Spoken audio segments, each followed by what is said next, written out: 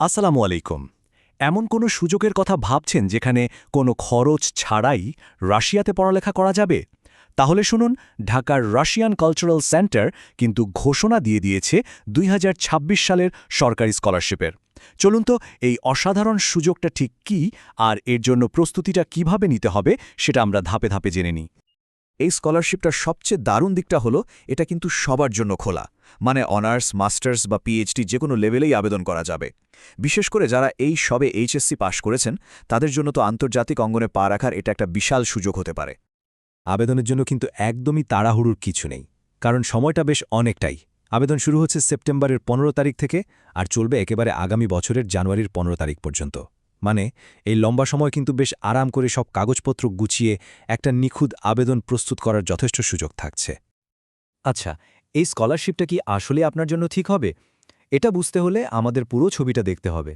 তো আমরা প্রথমে জানব এর সবচেয়ে আকর্ষণীয় সুবিধাগুলো কি কি। এরপর বাস্তবতার দিকটাও দেখব, মানে অসুবিধাগুলোও তুলে ধরব। আর সবশেষে যোগ্যতা থেকে শুরু করে আবেদন করার প্রত্যেকটা ধাপ নিয়ে বিস্তারিত আলোচনা করব, যাতে একটা পরিষ্কার ধারণা পাওয়া যায়। চলুন তাহলে আর দেরি না করে প্রথমেই জেনে নিই এই স্কলারশিপের মূল আকর্ষণগুলো আসলে কি কি, মানে কোন সুবিধাগুলো একে এতটা লোভনীয় করে তুলেছে। তো প্রথম আর সবচেয়ে বড় যে সুবিধা সেটা হলো এটা একটা ফুল ফান্ডেড স্কলারশিপ, মানে পড়াশোনার জন্য কোনো টিউশন ফি একদমই লাগবে না। আর যে জিনিসটা শুনে অনেকেরই একটা বড় চিন্তা দূর হবে তা হলো এখানে কোনো আইএলটিএস স্কোর লাগছে না। এর সাথে তো আবার মাসিক একটা উপবৃত্তি আছে, ফ্রিতে রাশিয়ান ভাষা শেখার সুযোগ আছে, আর থাকার জন্য আবাসন সুবিধাও থাকছে। ভাবা যায় এমনকি আবেদন করার জন্য কোনো ফি বা ব্যাংক ব্যালেন্স দেখানোর মতো কোনো ঝামেলাই নেই। সুবিধার কথা তো অনেক হলো। এখন একটা ভারসাম্যপূর্ণ সিদ্ধান্ত নিতে হলে কিন্তু এর কিছু চ্যালেঞ্জিং দিকও জানা জরুরি। চলুন এবার সেই দিকগুলো একটু দেখে নেওয়া যাক। এবার কিছু বাস্তবতার কথা বলি। দেখুন, মনে রাখতে হবে এই স্কলারশিপে কিন্তু বিমান ভাড়াটা দেওয়া হবে না। যে মাসিক উপবৃত্তিটা দেওয়া হয় সেটা দিয়ে হয়তো জীবনযাত্রার সব খরচ চলবে না, তাই নিজের কিছু টাকারও প্রয়োজন হবে। এছাড়া হেলথ ইন্স্যুরেন্স, ভিসা প্রসেসিং আর কাগজপত্র অনুবাদ করার মতো খরচগুলোও নিজেকেই দিতে হবে। আর হ্যাঁ, রাশিয়া কিন্তু সেনজেনভুক্ত দেশ নয়, তাই ইউরোপ ঘোরার প্ল্যান থাকলে সেটার জন্য আলাদা ভিসার ব্যাপার আছে। তবে এই স্কলারশিপের সবচেয়ে বড় চ্যালেঞ্জ, আবার বলতে পারেন এর অন্যতম একটা বৈশিষ্ট্যও, সেটা হলো পড়াশোনার মাধ্যম। এখানে প্রায় সব সাবজেক্টই কিন্তু রুশ ভাষায় পড়ানো হবে। ভাবুন তো একবার, এতদিন বাংলা বা ইংরেজি মাধ্যমে পড়ে এসে হুট করে একটা একদম নতুন ভাষায় সবকিছু পড়া, পরীক্ষা দেওয়া, এটা কিন্তু নিঃসন্দেহে একটা বিশাল বড় চ্যালেঞ্জ।